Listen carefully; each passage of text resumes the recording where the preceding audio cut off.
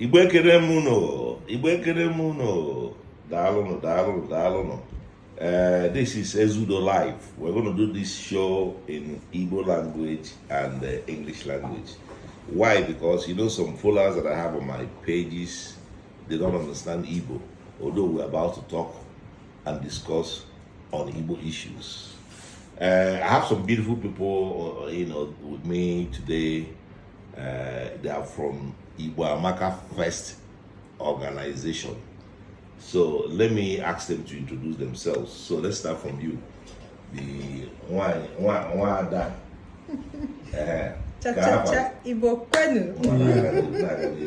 Afọ bụ Nwada Ogechukwu Nnaji.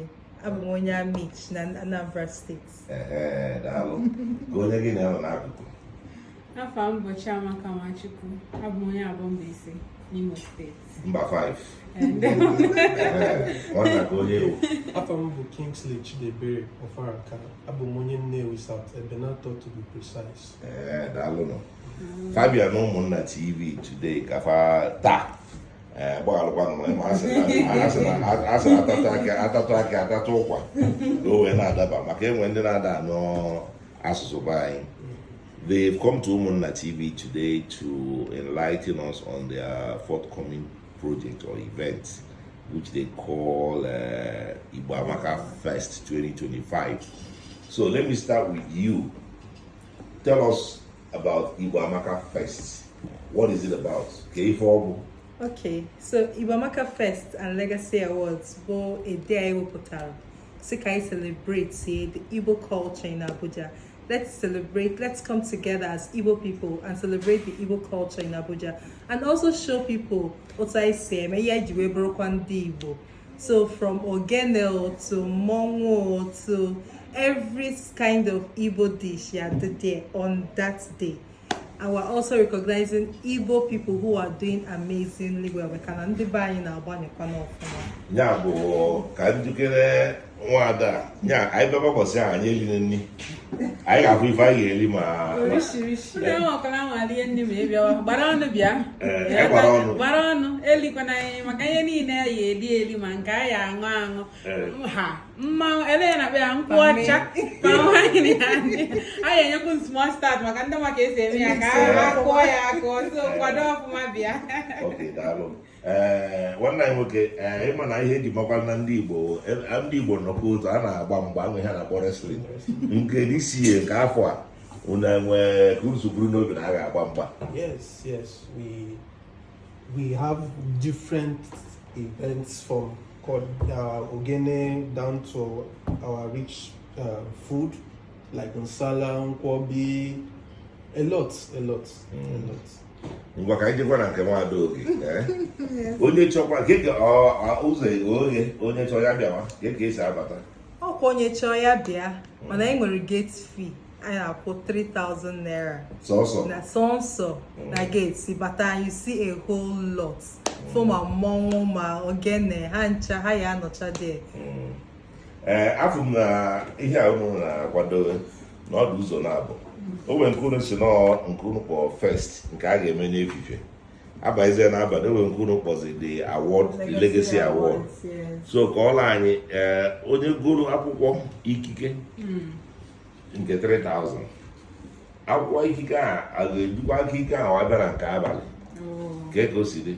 Okay, ihe mere bụ na otu esi kee ya eke ihe niile ọ dị iche ụzọ abụọ. So igoro nke 3,000 ọ maka erimeri nke a ya eme n'ilo ka ya abatanwu eyere abatanwu maka nke oshishi yotago nke award night nke legacy award ahụ. Mana ịchọkwa ịbata na ha abụọ enwere tiketi a na-ere 7,000 for nke ahụ. So igo nke 7,000 inwe ike mba ihe igo nke 7,000 ọ ya cover ha. So ọ ka mma na ịchọ ime ịbịa na ha abụọ igokọrọ nke 7,000 na. Let me explain what they've said in English for the benefit of our viewers that don't understand Igbo language. They have the festival in the afternoon. That's Igbo Amaka Fest in the afternoon. In the afternoon, that's where you have the opportunity to experience the Igbo dance, Igbo culture, the food, the dressing, the wrestling, all various activities. Then at night, that's when they'll have the Legacy Award. The Legacy Award also will feature music.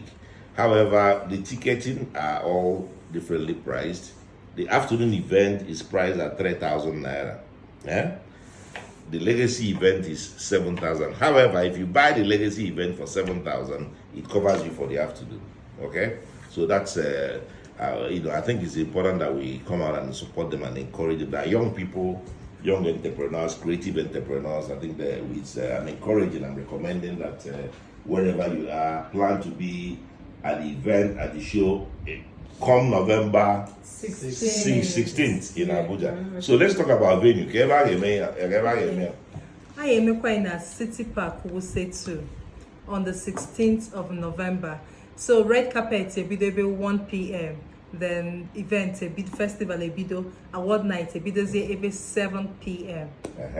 Onye chọkwanụ igota akwụkwọ ikike a nke ndị Igbo na-akpọ ticket ka ego ga-esi nweta ya. So I will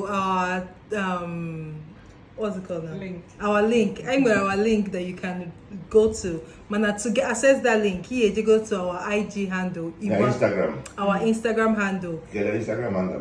Igbo Amaka First _ Igbo Amaka First _ So once you get to the page, on the page you have for the link, but you click one on the link, you get your ticket. Technology. Oh, when they got chocolate, I do lazy no room, you don't know. Whatever, you go to ticket. Aqua, oh, here the quarantine, money does. If whatever, you go to ticket by a Jemmy hitch or him up where? Yes. I take a Koruku. Now, children, Omaka both free. Yes, from 0 to 13 years. Free.